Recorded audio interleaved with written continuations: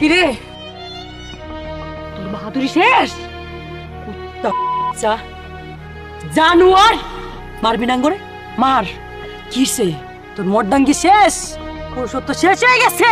বুবু ওরে কি করতাম, ওরে কি করতাম তুমি কও?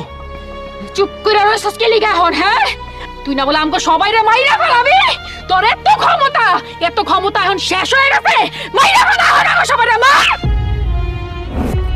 তুই না জানোয়ার, তোর না অনেক শক্তি, তুই না আমাকে সবাই মারবি? মার মার এখন।